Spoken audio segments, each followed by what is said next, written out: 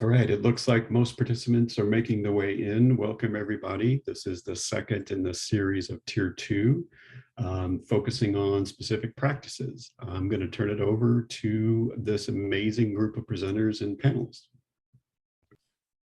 All right, welcome. My name is Barbara Mitchell. I'm an assistant professor at Minnesota State University in Mankato, and I'm going to start our session today. Very quickly, you have probably already become very familiar. We have some forum expectations about responsible, respectful, and safe. I think by now have successfully found your place in Pathable, and you wisely chose a really good session this afternoon. In terms of navigation, we have chat as an option. While we're working, you are able to ask questions or make comments in chat as needed. Be careful of accidentally navigating away. If by chance you do, I think it is pretty easy to pop back in. And the most important, support is available. So if you run into technical difficulties, find the help desk and we will get somebody to be working with you. So this session today is titled Small Group Social Skills and Self-Management. And our intent is to provide a brief overview of some of the interventions that are commonly implemented when schools are providing Tier 2 supports. And so thinking about the learning outcomes for this session, we definitely don't have enough time today to help you develop fluency in any of these interventions. Instead, what we want to do is be able to provide a brief description and allow you to hear from some typical educators and school personnel who are currently implementing these interventions. They're going to be able to share just a little bit about their experiences, things they've learned, the benefits they've seen, and some of the challenges they've encountered. Again, you won't develop fluency in any of these interventions as a result of this session, but we do want you to think about the extent to which one or more of these interventions might be relevant for students in your setting. So as a way to just kind of organize what's going to happen, there's actually going to be a lot of different speakers today. We offer this slide as a way of saying that first we're going to talk about social skill instructional groups. And so Kim will lead that section of the presentation, and she has an exemplar with her. Next up, you will hear about an intervention that's called Check-in, Check-out. Lisa Powers is going to facilitate that content, and she has an exemplar with her as well. And then last, you're going to hear a little bit about an intervention you may already know about, which is called Check and Connect. I'll provide a brief introduction to that, and then I have a couple of exemplars from Nebraska who are currently implementing Check and Connect, and so you'll be able to hear from them as well. I think an important understanding across all three of these interventions is that any of these interventions could be implemented kindergarten through grade 12, and we have evidence to indicate that they have successfully been implemented K-12. As you listen to presenters today, you may hear that probably some of them are more commonly implemented in high school or elementary, but any of them could be relevant for K-12 setting. I don't have time to talk a lot about Tier 2 systems in terms of this presentation. My hope is that you have listened to a previous session today that talked a lot more about Tier 2 systems. What I would share with you is that it's critical that you pay attention to the development of efficient and effective systems prior to thinking about any of these interventions.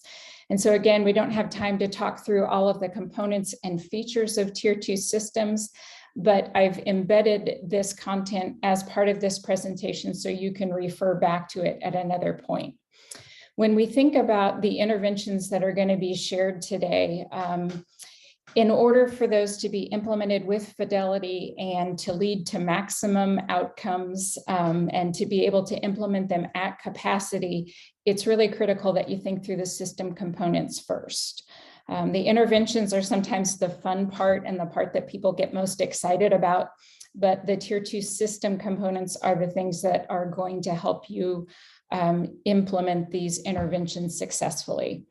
And so if you are not familiar yet with or still want to do some additional work on Tier 2 systems, the Tiered Fidelity Inventory is a great roadmap for thinking not only about the intervention components, but about those system pieces.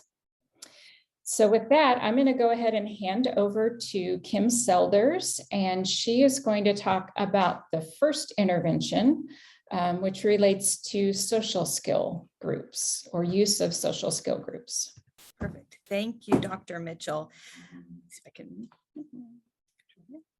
So my name is Kim Selders, and I'm really excited to be here with you today. I am a family intervention specialist at the University of Missouri, as well as a doctoral student working toward my PhD in special education for students with emotional and behavioral disorders. My exemplar is Kaylee Pickett. She's a special educator and also department chair at Republic Middle School in Republic, Missouri. And she's not with me today, so we are going to be hearing from her via video clip. So I'm going to let her introduce herself to you via our video here. Are you able to hear that? No audio. There we go.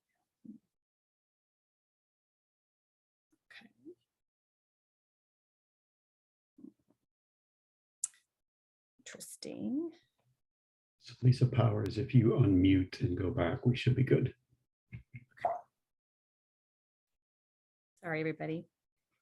My name is Kaylee Pickett, and I am a special educator in Republic, Missouri at Republic Middle School, and I also teach the course for Missouri State University. My role in Tier 2 social skills instruction at middle school is helping teachers understand kind of the philosophy of teaching social skills, just like we teach academic skills, giving input on interventions that are being used, helping teachers develop systems, and kind of coaching different staff members through dealing with different student concerns.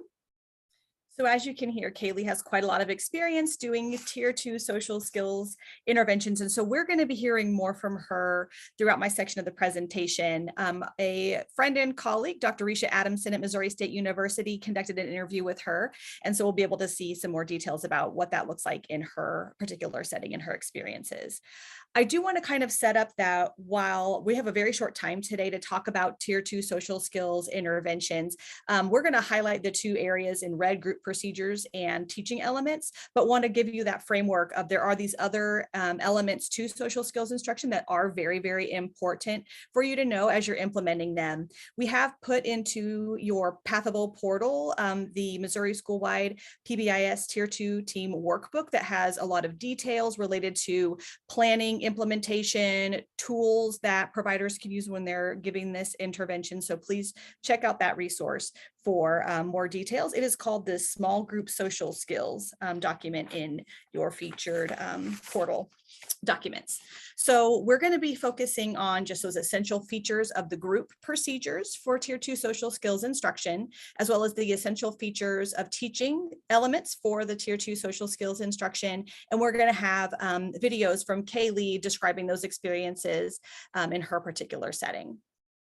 So when we think about Tier 2 social skills instruction, this can look a lot of different ways, and you'll hear that from Kaylee. So these are just some general kind of ideas and guidelines. One thing I do want to highlight for you is that Tier 2 social skills instruction happens embedded within your pre-existing PBIS system. And so all of those school-wide expectations and the goals and the things that you're working with your students on universally applies as well within how you conduct your social skills intervention groups. In addition, all of those great PBIS behavior management strategies are things that you can use within your groups to ensure a fluid flow and that you are having a successful experience with your students. Another thing I do want to highlight is that this component of who are the implementers for Tier 2 social skills instruction. And in this particular intervention, it can really be gen ed or special ed. It doesn't have to be somebody with a lot of specialized social emotional learning training, and you will hear about that from Kaylee as well. So this is one really great intervention for which a whole school of staff can be available to support these particular needs. So with this, we're going to hear from Kaylee specifically about her experiences with the group procedures elements of Tier 2 social skills interventions. Excellent. Talk to us about Talk to us about Tier 2 social interventions and how they're really different than Tier 1 or Tier 3. Yeah, so Tier 1 social skills interventions, those are your school-wide interventions. Tier 1 is kind of what everyone in the school gets. It's your basic understanding of the rules and procedures of the school, and those are available to everybody. Tier 2 social skills instructions are a little bit more individualized supports for students. They are a little bit more intensive and frequent than your Tier 1 instruction that everybody gets. And it's all about teaching kids specific skills and then helping them generalize it into other situations in their actual real world experiences. Tier 3, those are your very individualized supports that are very unique to the specific student and their specific behaviors and functions. You've got a stronger parent and home connection in those Tier 3 interventions, and they're a lot more time intensive than others. How do you decide which students are going to be a good fit for Tier 2 intervention? So for Tier 2 intervention, the first thing you want to look at is your Tier 1 intervention and make sure that that's really strong at your school. Make sure that it's not a system issue, that all of your rules and expectations are clearly communicated and that the majority of students are doing well. So then for Tier 2, you might look at office referrals, you might look at screening measures that you use, teacher and parent recommendations, maybe outside service provider recommendations, counselors, social workers, those kinds of things. And then you can kind of derive your student need from there. So one of the other pieces that I know we look at lots of times for Tier 2 social skills is looking at that function of the student behavior. How do you guys kind of play that role and think about function as a broader sense if you don't have like an FBA done on every student? So you can do informal functional assessments on students to kind of understand the why behind a lot of behaviors that you see displayed. And then you can teach them how to meet that need that they're using in more pro-social ways through the Tier 2 social skills instruction. Great. So in general, how many students do you guys have in a single intervention group? So it kind of depends on your team's capacity and what that looks like. You could have 10 or so students. You might not see them all at the same time though. Maybe you have 10 students in a particular maybe cycle of social skills instructions, but maybe you meet with them 1 or 2 or 3 at a time. It all kind of just depends on what your school is able to provide and how you structure it.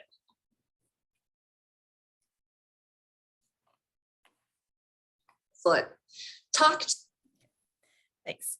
Okay, so that was kind of Kaylee's input on what group procedures might be present in her school and some advice related to making those decisions. And remember, I mentioned we're also going to be highlighting the lesson component, the teaching elements related to Tier 2 social skills interventions. And just like academic skills, social skills can be taught in a lot the same ways. Direct instruction is one of the best ways to conduct social skills interventions. And so these things include teaching the students the reasons or the why for why they need to do these particular skills and how those things relate to the PBIS expectations in your building.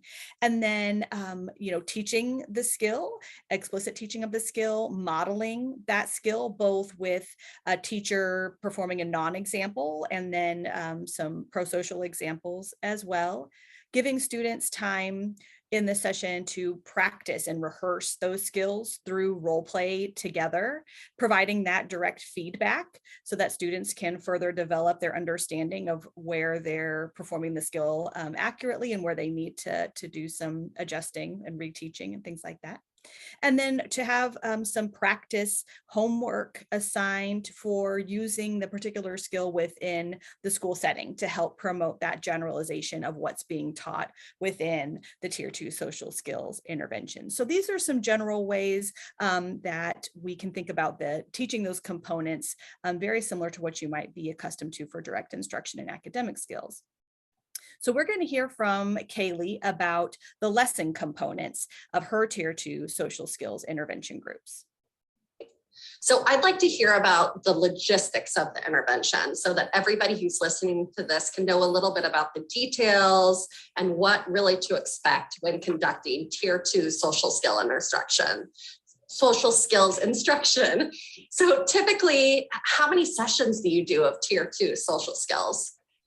So that is pretty fluid. It depends on the skill that's being taught, and it depends on how the students are picking it up. Just like when you're teaching an academic skill in the classroom with one group of students, it might just take a couple of lessons and they've got it down cold. With other groups, you might have to reteach, reassess, and that's the same with teaching social skills. So it really kind of there's no cut and dry number of lessons that you need to teach a social skill.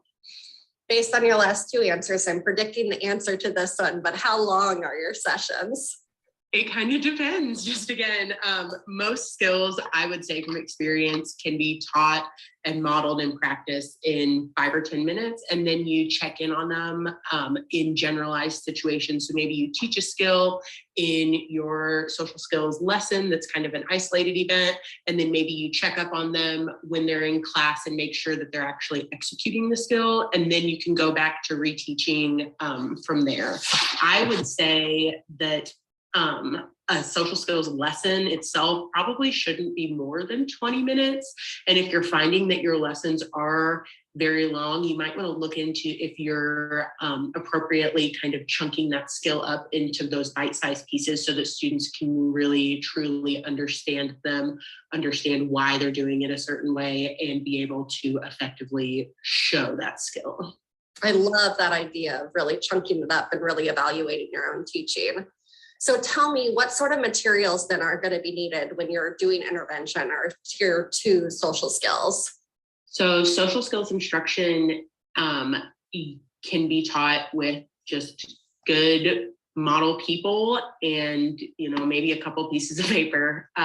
There are some big box systems out there that you can purchase for social skills instruction, but not having those is not going to hinder your instruction in any way, as long as you're thinking creatively and you're able to utilize what you have. Modeling is one of the best ways to teach a social skill, to actually show them how to do it, doing it as the teacher. So not a whole lot of physical materials that you need. So when you model it, what do you model?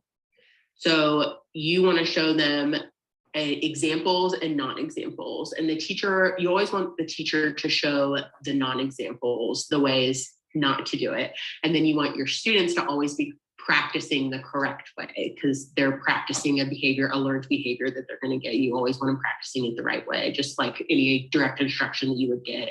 You never want them practicing incorrectly. Excellent. So you mentioned that you'd also probably need a couple sheets of paper. What would you use those for?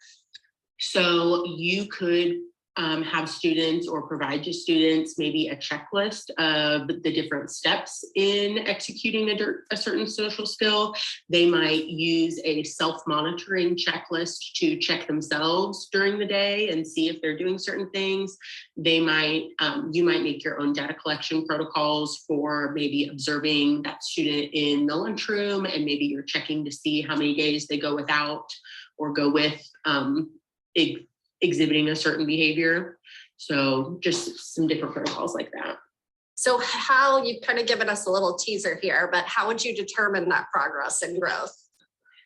Data. You always want to be driven by data. Looking at the specific settings where the skill is noticeable. So you obviously need to teach the skill in some sort of isolated lesson first, but you want to make sure that after that lesson, the student's able to generalize the skill out in their typical environment. So in the hallway, in the lunchroom, in class, wherever that behavior is expected. There's not necessarily a one size fits all way to collect data, but you might look at things like monitoring their office referrals, monitoring different data that you collect in those situations, monitoring their ability to check themselves and self-correct on behaviors. There's all different kinds of ways that you can collect that data.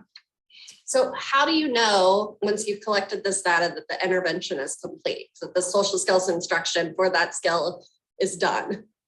So you're going to know that you're done when that student is able to display that certain targeted behavior the same as any other tier 1 student. You might see you should see student improvement throughout your instruction, and that's awesome. And that might be an indicator to you that it's time to maybe back off on maybe the intensity of the instruction or the frequency of the instruction, but you're not done until that student is kind of indistinguishable from any other tier 1 student. One of the things that I really like that you said there is you talked about how they look like kind of those typical peers, that you're not aiming for perfection. It's not going to be 100% all the time, because none of us are that way, but it's kind of just like that typical peer. And I think that's really important to highlight there. So, and with us having access to such an expert in social skills intervention, obviously Kaylee has such great, rich experiences with that. I wanted to find out kind of just what her best tips and tricks and experiences are, big picture, so she can give us a little bit of insight of what your experiences could entail and the things that you might benefit from, as well as your students might benefit from in using this intervention. Mm-hmm. So tell me, what are some of the challenges or barriers that you see to putting tier 2 social skill instruction and interventions in place? So just like a lot of things with teaching, I think that time and buy-in are your 2 biggest hurdles to jump when doing social skills instruction. And that can be buy-in from your staff on the philosophy of teaching social skills, and that could be buy-in from your students on getting them to a point where they are motivated to learn and to practice these social skills. So let's break down each of these and think about time and buy-in and how you would address some of these challenges. So how would you address the challenge of time? For time, I would just encourage your team to advocate for that student's need, explain to whatever situation is in the way that this teaching these social skills is similar to teaching academic skills, and that students who struggle with social skills, it's going to at some point or another get in the way of their academic skill acquisition too. So that kind of prioritizes the social skills instruction and could get you some time to work on them. And like I said earlier, you don't need hours and hours and hours of time, but advocating for, that student needs these 10 minutes a day or whatever that may look like for that specific student. The other big piece that you said was buy-in, both from students and adults. How would you address those? For students, reinforce. Determine the function of why they're displaying a certain behavior and reinforce their efforts to do it the right way. Everyone can be reinforced by something. Sometimes you have to dig a little deep with certain students, but making sure that they know that what they're doing and the process that they're going to learn is seen, and that it's beneficial to them and to others. I know lots of times when we think about reinforcing students, we talk about making the other way that they were doing before not effective. Mm-hmm. Is that a strategy that you guys have used in the past? And tell me a little bit about that. Yeah, so say you have a student who is using maybe non-pro-social ways to get attention from teachers, talking with your teachers and making sure that they're reinforcing the appropriate ways to get their attention and not reinforcing the inappropriate attempts to get their attention, and kind of extinguishing that old behavior by not feeding it. Great. So the other piece was buy-in for adults. I think this is always one of the biggest challenges that sometimes we face. So how do you address this challenge? Yeah, I think that just it is a paradigm that you have to believe that teaching social skills is equally as important as teaching academics in the school building. And I think that once adults are involved in a program, they know that their efforts towards helping the student is more than just, oh, I have to fill out this, behavior form, or, oh, I have to do this. Seeing that student is improving in their social skills and their academic skills can be really helpful for that teacher to see. So what are some of the biggest benefits that you see from using Tier 2 social skill instruction? So I personally see that, social skills are what every single person needs in their daily life to kind of get through. So seeing students be able to behave in ways that are socially acceptable and appropriate, and form new friendships and stay out of office trouble, those kinds of things, and just seeing those students kind of grow is very, very beneficial. So what is your favorite part of Tier 2 social skill intervention? My favorite part is spending time with students, obviously, and I love modeling. I love, being kind of silly and modeling those incorrect behaviors for students and having them look at me and be like, Miss Pickett, you're not supposed to do it like that. I'm like, oh my goodness. It's just the best. And you can see the light bulb click on when they see someone else doing it incorrectly. They know, and teaching them those skills is just so much fun.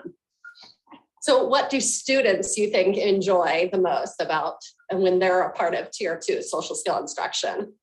So I work at a middle school, and those students don't always communicate this. I think that I can kind of tell that they enjoy that they're not getting corrected as much, they're not getting in trouble as much, and they're kind of more easily able to go through their day because everything or most things are just a little bit easier when they're behaving in a way that's not, causing flags from teachers to jump in and redirect and correct behaviors. So I think that's great. I think they also enjoy participating in activities and social skills games. It's kind of different from the learning that they do in their regular classes because it is a little bit more personal and interactive. And I think that they enjoy that. So you are clearly a pro around Tier 2 interventions and thinking about the structure and support. What are some pro tips maybe that you have for the audience to know about Tier 2 social skill instruction? One of my pro tips, I would say to ask all of your staff members if they would like to be trained to assist or lead social skills instructions.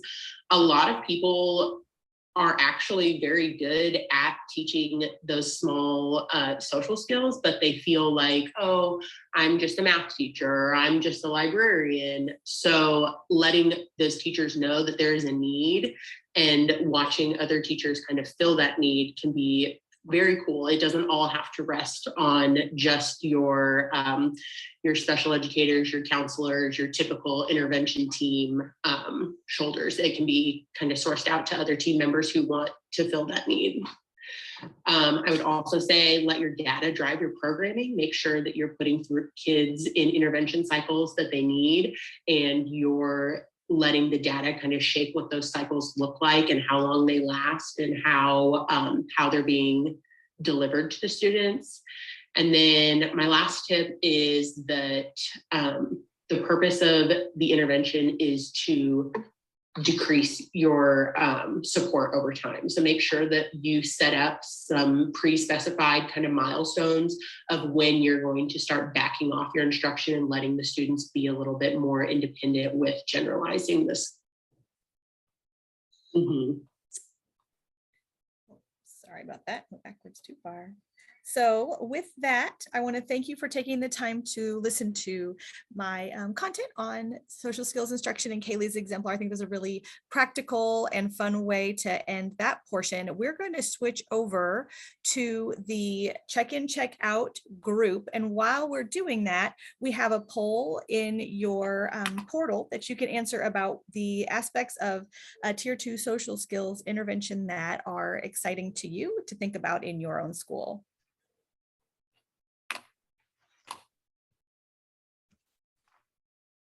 Thank you, Kim. That was a great deal of information and a lot for our participants to think about. My name is Lisa Powers. I'm part of the MU Center, and I'm a senior research associate there. And I'm joined today with Dr. Leslie Thomas Washington from the Ferguson-Florissant School District. And we're going to extend the conversation around Tier 2 to check in, check out.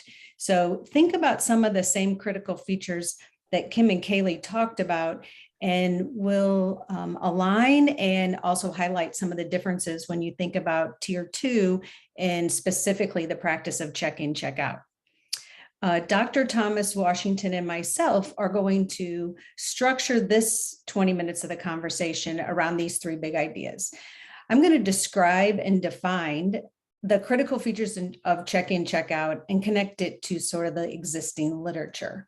The majority of our time, Dr. Thomas Washington is going to talk about what does it look like in an elementary school and what has it looked like sort of pre-pandemic and what does it look like now and the successes they've had and the challenges so that you can learn from her experiences.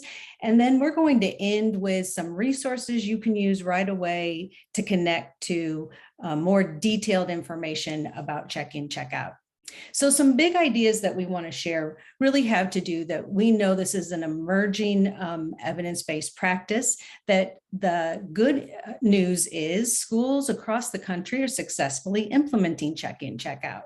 And we know that it decreases problem behavior and improves social behavior. And the literature has also shared with us the importance, and I think the previous session with Danielle and that group also talked about correct student identification, that we really want to find children to benefit from check-in, check-out who are at mild risk, and that it'll work for the majority of those children that you find.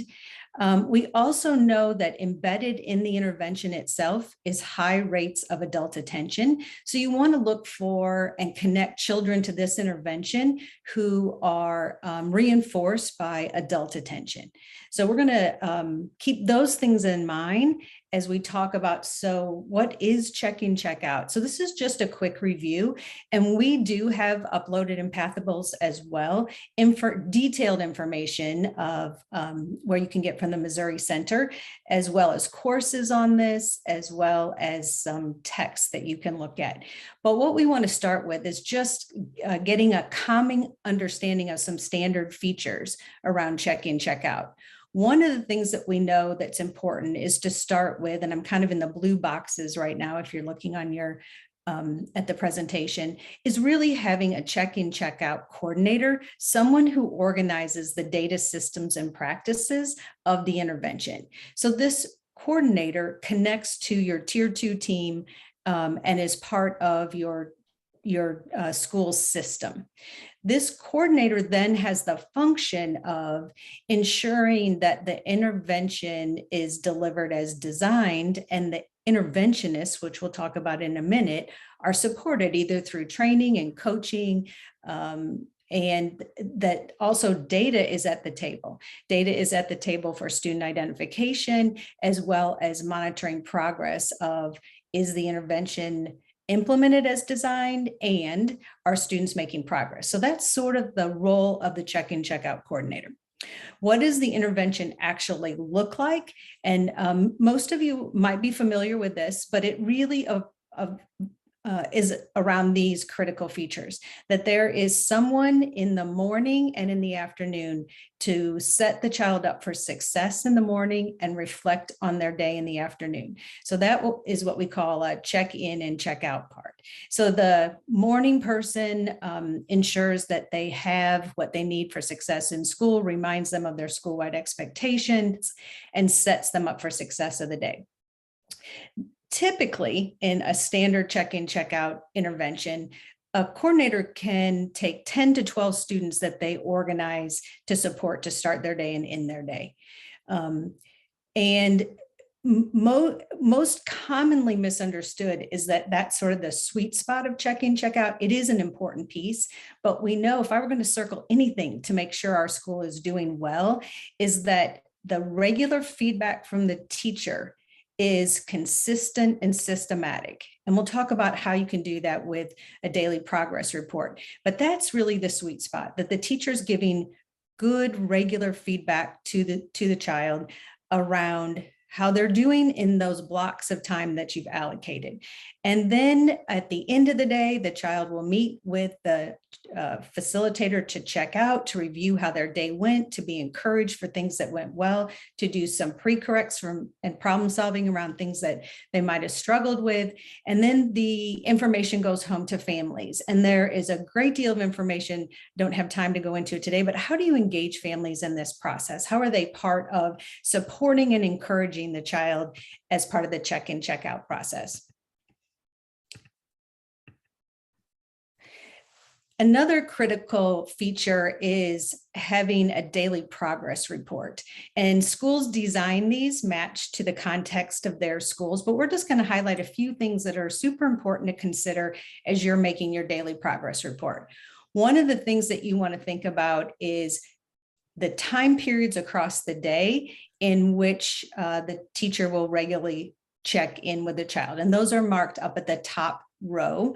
And it's also always connected to your school-wide expectations. So we want to make sure that is also visible in the daily progress report. This is a great prompt for not only the student, but the teacher to remember what they're acknowledging and reinforcing and connecting the student's behaviors to.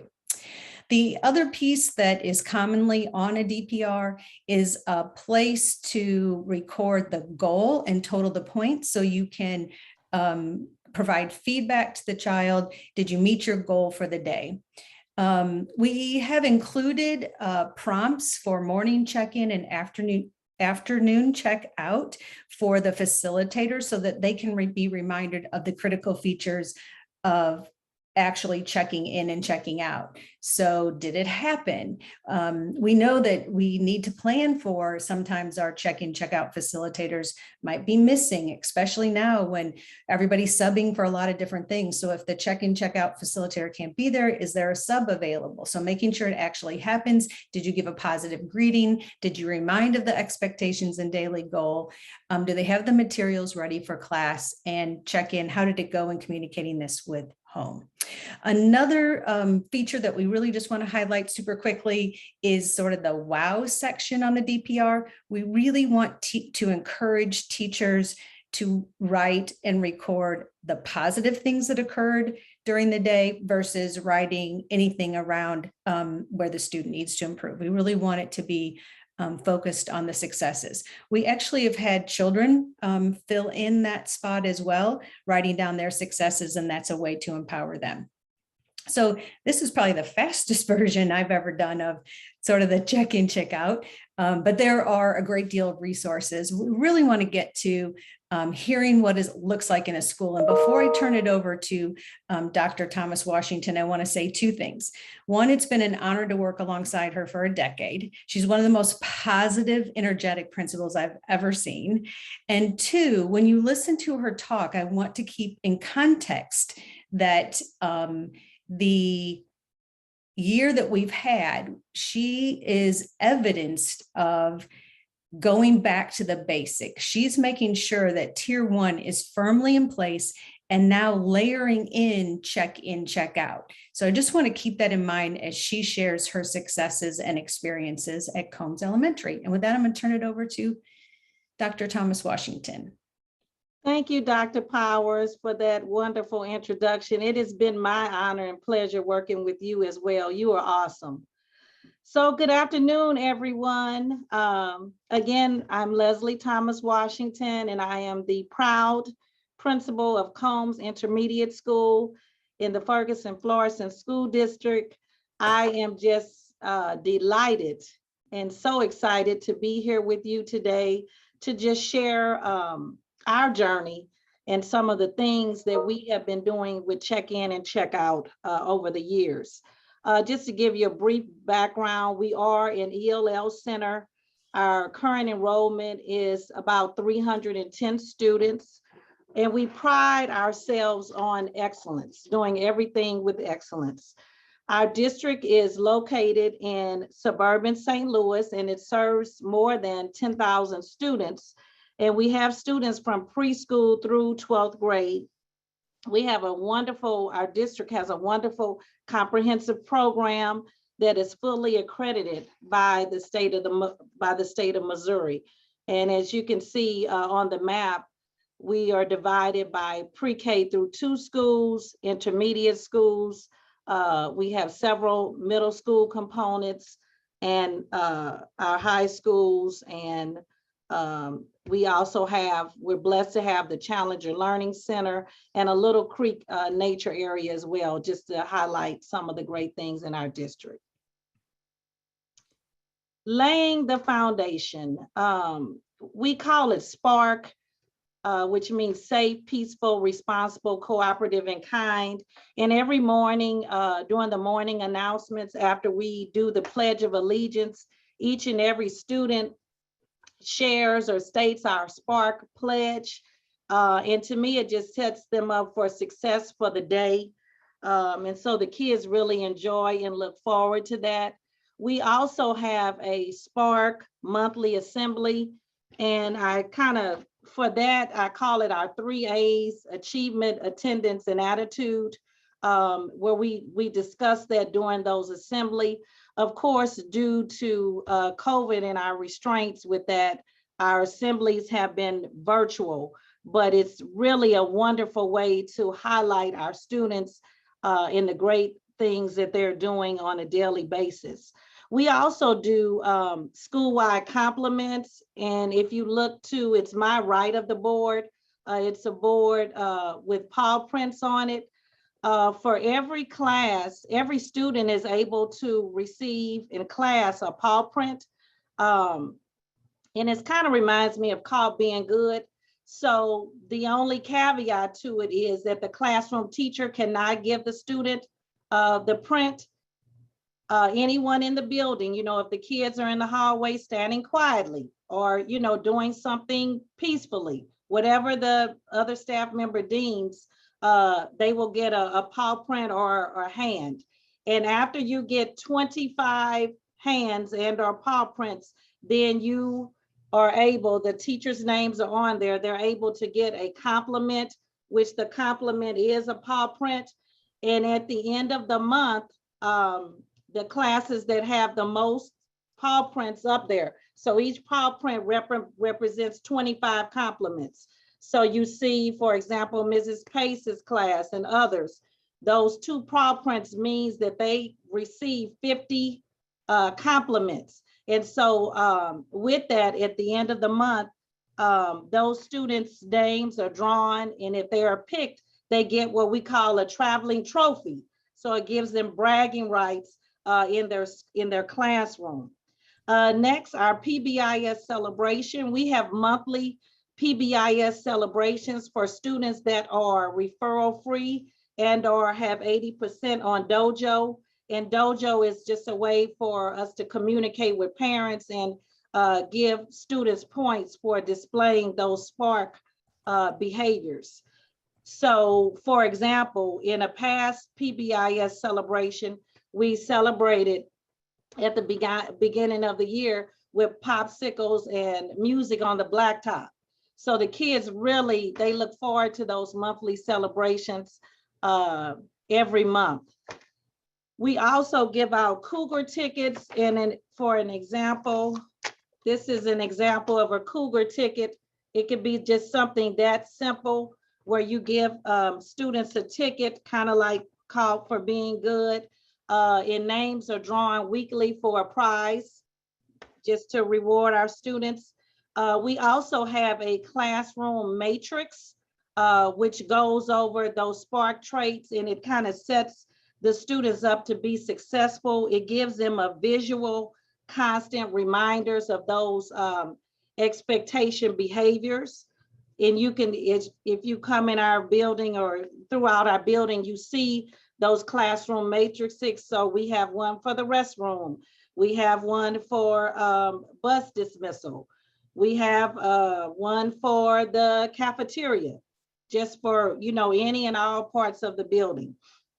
And last but not least, if you can look at our beautiful Student of the Month board, we like to honor our Students of the Month. Those are selected by the classroom teachers. So each classroom teacher picks a Student of the Month from their class.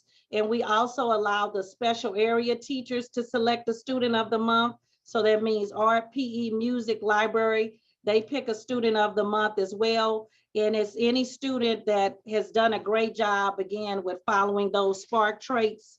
The Students of the Month get a, I'm gonna hold it up, I don't know if you can see it. It's called a Star Student Bracelet. So we just gave those out.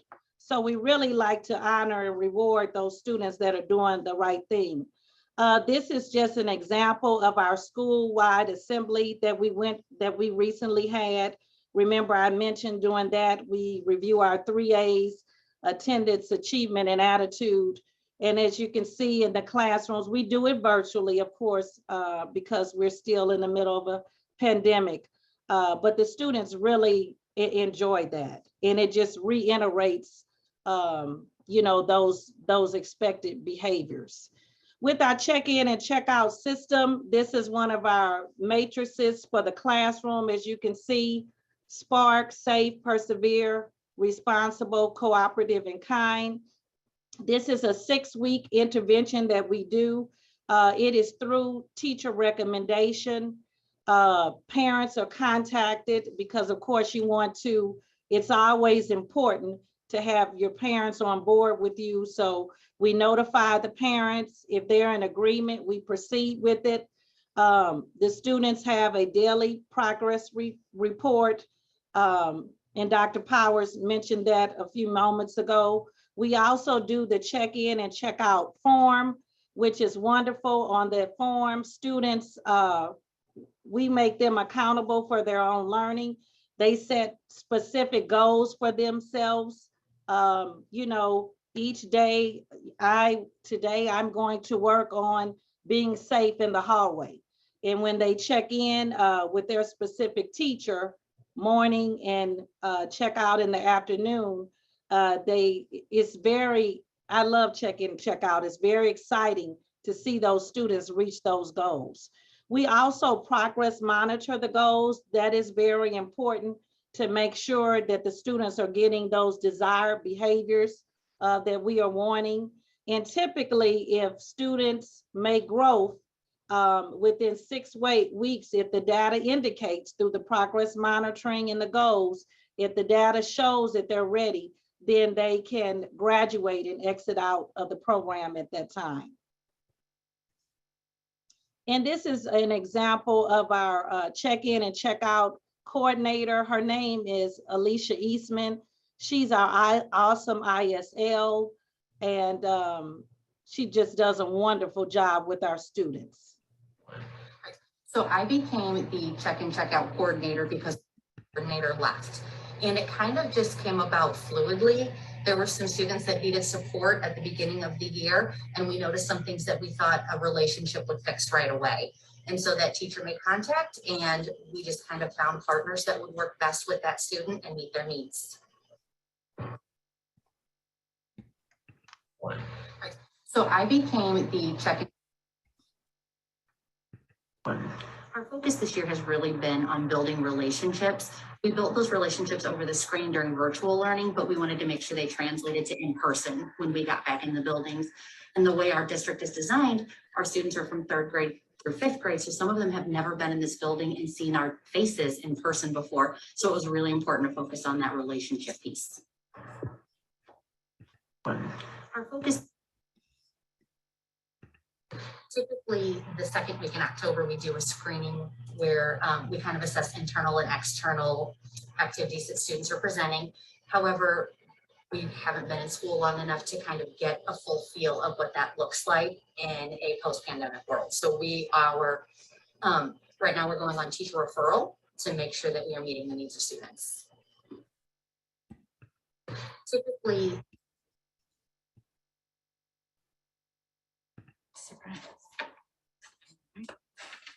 Good morning. How are you today?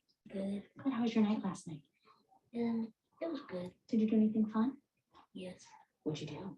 Went to football practice and went to go pick up my sister. How was football practice? Good. Good. Did you work hard? Was it tough or was it easy?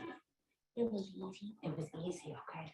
So today, what are we going to work on? We're going to work on perseverance. We are going to work on perseverance. What does that mean?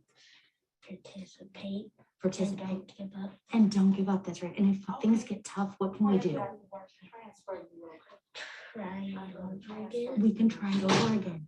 And sometimes when we get nervous, we can take those deep breaths and take a second. Okay. All right. All right. And then I will check in again with you at lunch and see how it's going. Okay. All righty. Here you go. There's your sheet.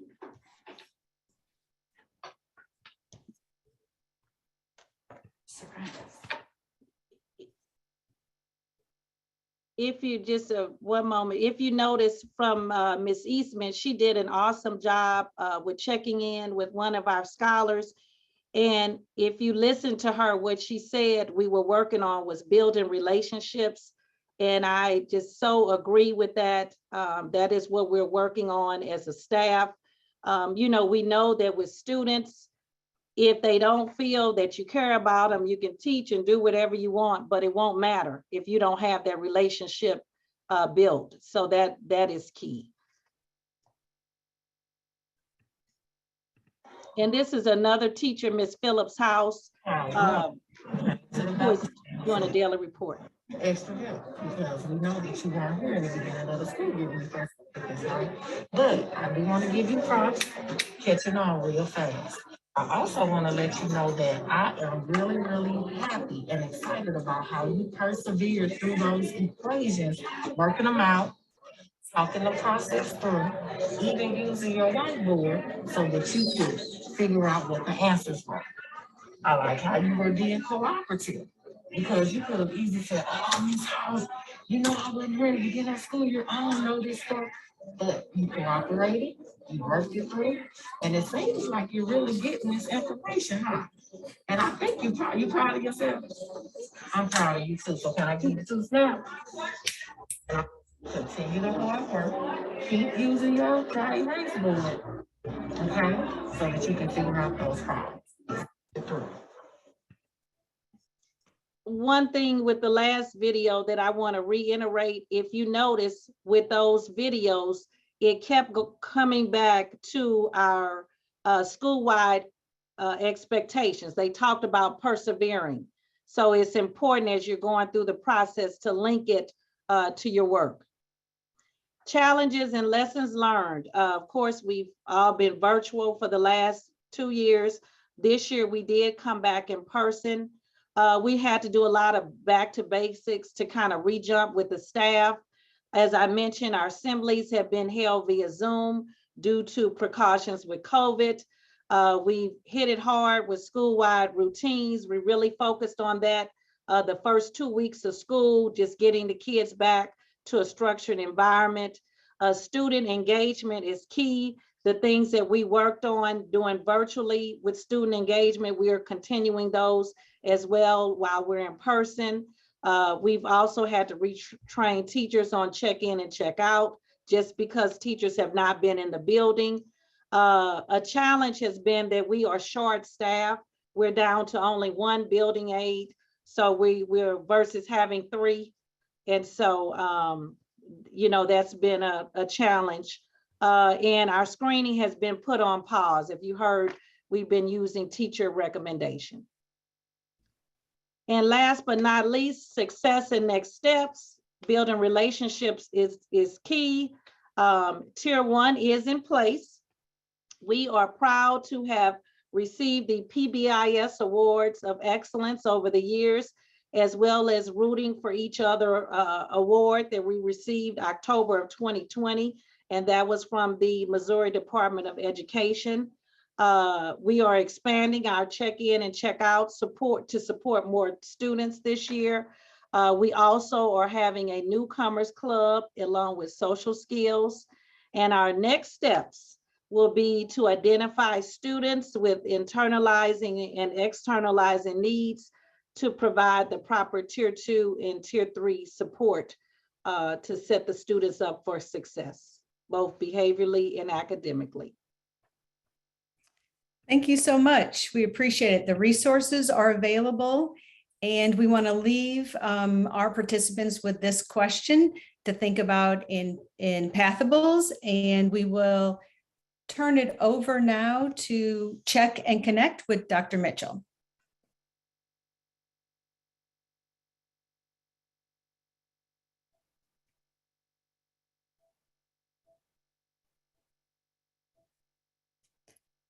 Dr. Mitchell, I think, yeah. Got it. Yep. Thank you, Lisa and Leslie and Kim. Audience, if you're hanging in with us, I know your heads are full. You've heard some information now about 2 different types of interventions that can be implemented as tier 2 support. So you heard first about social skill groups, and then you just now have finished hearing about check-in, check-out, which is a fairly commonly implemented intervention. In the remaining 15 or so minutes that we have left, my colleagues and I are going to talk about a third intervention that's different from the previous 2, but has a somewhat similar name, which often actually creates some confusion. So we are going to talk about the check and connect intervention. It is different from check-in, check-out, but it still fits within the theme of tier 2 in that we provide it primarily for students who are demonstrating early signs of problem or challenging behavior. We put it in to try to prevent problems from becoming more severe or intense.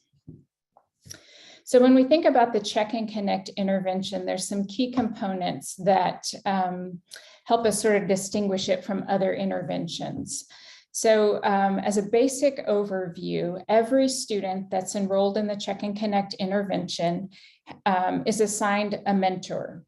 That mentor works with the student and the student's family for a minimum of 2 years.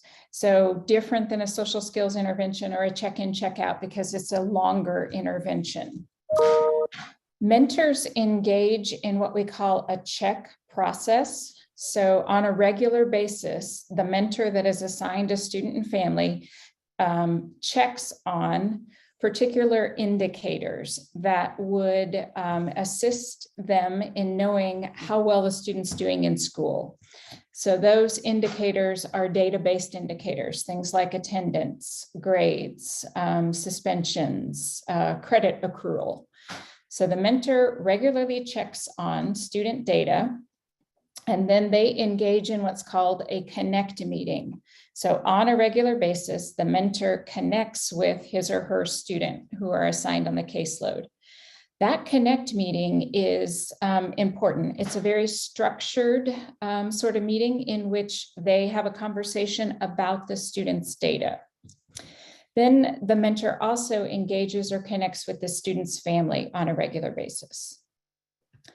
So when we think about Check and Connect as an intervention, some key principles are: number one, relationships. The mentor is striving to engage in relationships or develop strong long-term relationships, both with the student and the student's family. Another important principle is the idea of capacity building.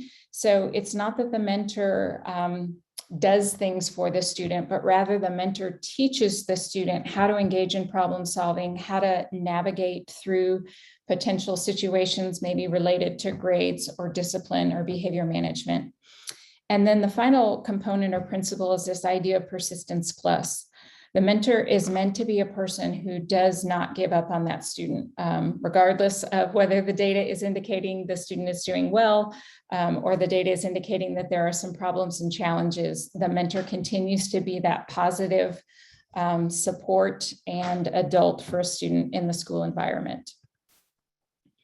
So as we think about Check and Connect, all students in the program have a mentor. All students have a mentor who regularly checks their school data. In addition, Check and Connect consists of two different levels. We talk about a basic level of support and then a more intensive level of support. All students in the program get the basic level of support. At the basic level, that means that their mentor is going to check their data on a regular basis. Usually it's weekly. On a regular basis, the mentor is going to provide feedback to the student about that data.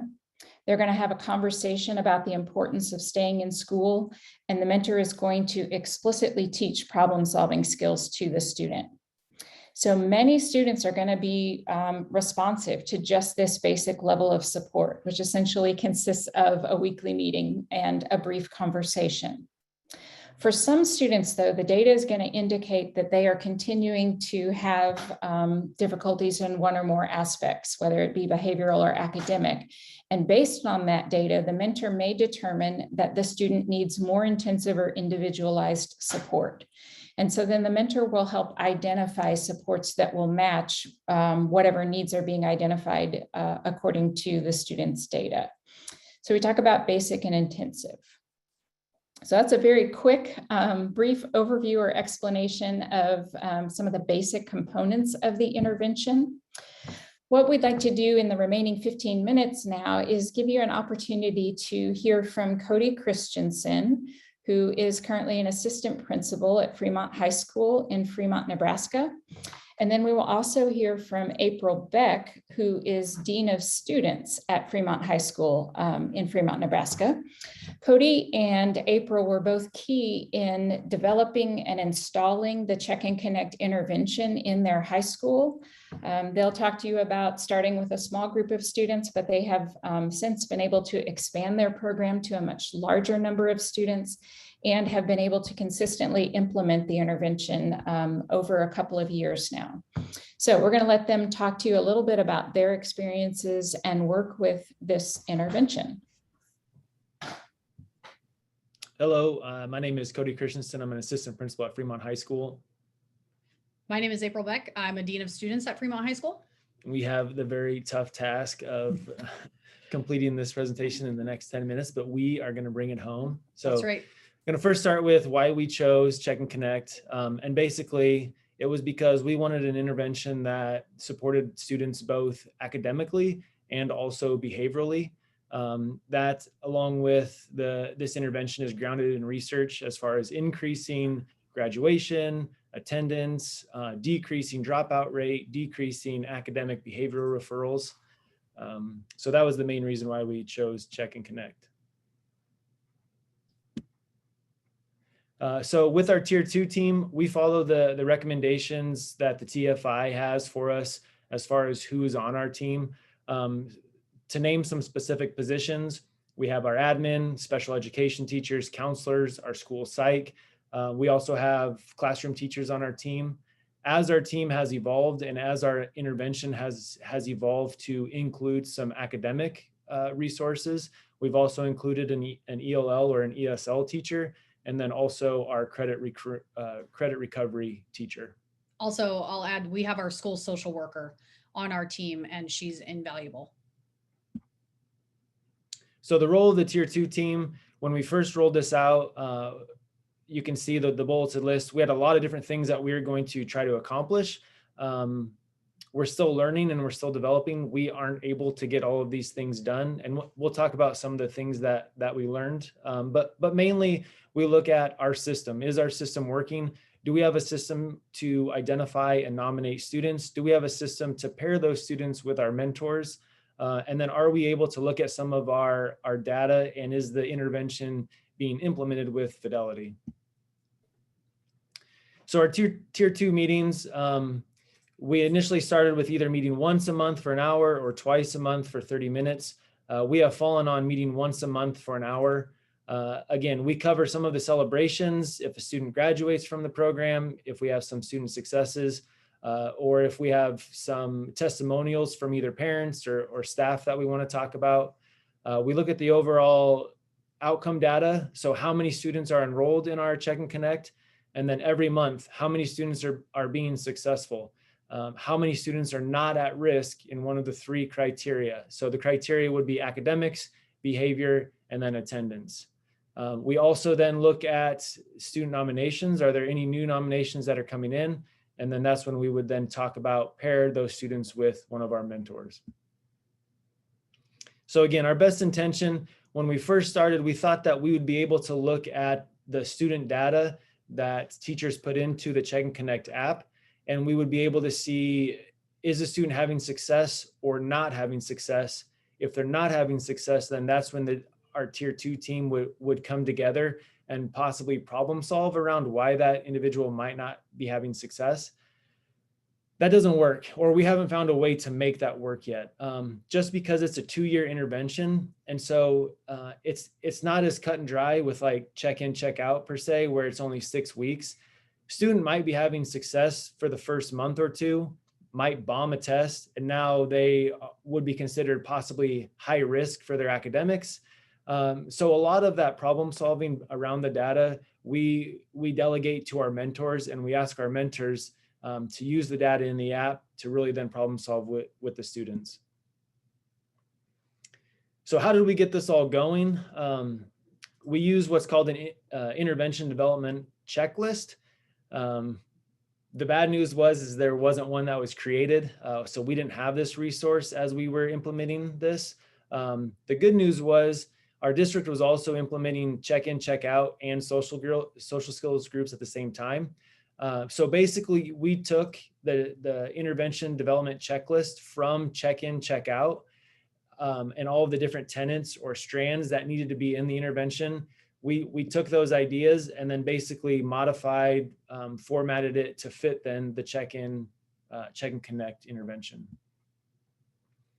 So our program design, these are all the different items that we wanted in our system. These are all the different items that we then started to be more specific about. So for instance, what are the indicators for disengagement for our school? Some of these indicators were passed along to us through the Check and Connect intervention. So for instance, how many Fs or how many Ds, how many days of missed school, how many referrals. And then we had to develop our own system as far as identifying students, who's going to do that, and then so on and so forth. Our Check and Connect coordinators, we have 4 of them. I am one of them. Mrs. Beck is another, and then 2 other individuals. Basically, our responsibility is just making sure that the system is working, making sure that student intake forms, when a student gets nominated, getting an intake form ready, getting it to our mentor, and then helping problem solve with some of our mentors as far as what's going on when they're checking and connecting on the student data. So how do we identify students? This was a little bit of a learning curve for us, and we actually changed our system this year. But we have incoming 9th grade recommendations from our middle school. Generally, these students are nominated because they've already been in the check-in, check-out intervention at the middle school, and or they've been identified because their attendance has been bad. And then as far as all the other students that are in our building, our old system was that our homeroom teachers would look up the student data, and they would, in a spreadsheet, put the student data. So how many behavior referrals, what are their grades, how many missed days of school they have. They would put them in this spreadsheet, and then the spreadsheet would color code the student based on, are they proficient, at risk, high risk. We then would ask our homeroom teachers to nominate the students that were either at risk or high risk. The nominations come to our tier 2 team, and then we talk about should the student be in the intervention or not. So here's an example of what our spreadsheet looked like. Red is high risk, yellow is at risk, and then green is proficient. So again, that was our old system. We got some kickback from teachers. The teachers didn't like having to input the data. They thought it was cumbersome. They thought it was time consuming. And then they just questioned, we use PowerSchool. So they questioned if we use PowerSchool and PowerSchool already has this data and we're able to take the data from PowerSchool, why isn't PowerSchool just creating the list? Well, there were some reasons why, but we're currently now using EduClimber. And so EduClimber uses the data from our students. EduClimber is set up to identify students based off of our similar, not the exact same, but similar criteria. And then EduClimber emails teachers only the students that are at risk or high risk. So then teachers then have a list of students already. We still ask teachers then to make nominations as far as should the student be in the intervention or not. Here's a couple reasons why we wanted to involve our teachers. One is because our teachers during their homeroom, they should be already checking and connecting with their students as like a tier 1 intervention where they're trying to problem solve around some of their data and attendance. The other reason is because sometimes students are able to pull through as the quarter gets nearer. And also some students, they might be identified as at risk or high risk because of their attendance, but they might just be in an athletic event, for instance, like golf, who misses a ton of school. Mentors. So we kind of had, I'm going to put a few of these slides together here to try to speed this up a little bit because we got a 5-minute warning. So a couple things I'll say about mentors. We gathered up our best staff that we thought would fit the criteria for believing that students have strengths and can learn, make progress in school, change their level of engagement, and being willing to work with this clientele of students. We had to choose pretty carefully when it comes to that.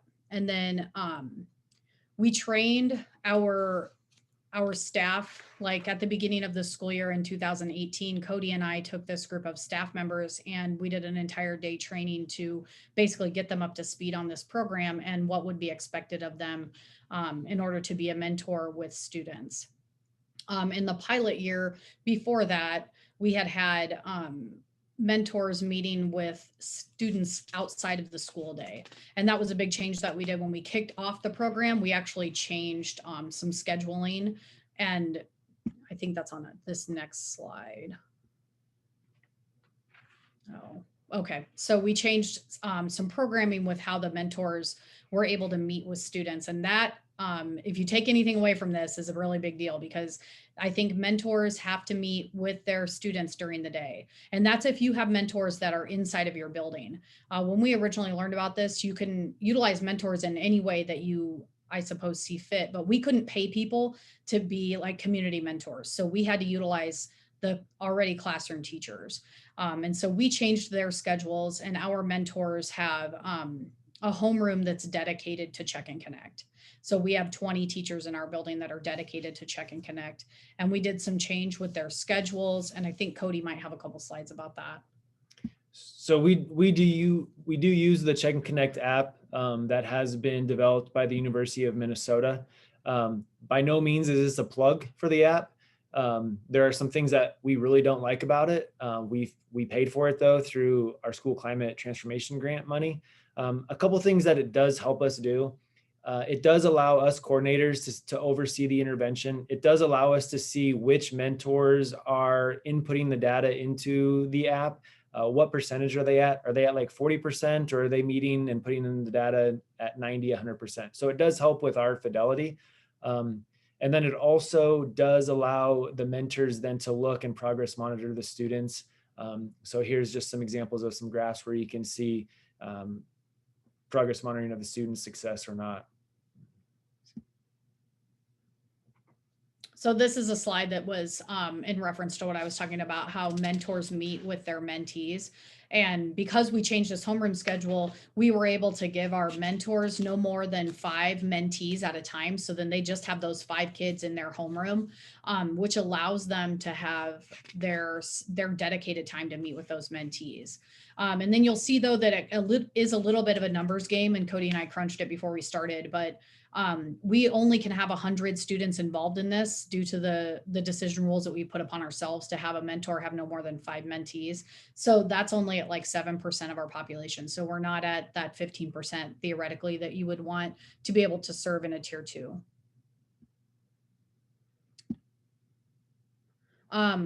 This part I think is just interesting about when you think about this as a 2-year intervention, and what do you do with students who are not improving? What do you do if they still meet criteria? Truth be told, we're still answering those questions. And that's stuff that we address monthly when it comes to specifics with students in our tier 2 team and what we're going to do with those kids. Some kids we graduate whether or not they were successful. Some kids we graduate because they were successful and they stay with their mentors, but not in a data tracking way. Some students just graduate and move on and go out to another TST, their regular TST, if you would, and maybe they weren't successful. But I will say for the most part, we have not been leaving students in the intervention.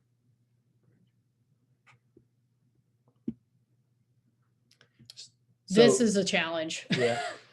So we do have things to check for our fidelity. Like I talked about already, we do use the app. We look at the data percentage and that the mentors have as far as what are they doing for filling out the data. We also have some self-assessments that mentors can do. We have an observation checklist where we can go in and to the TST or homeroom and check what's going on, and then student fidelity checklist. Okay, I got my 30-second I don't know, warning, I suppose.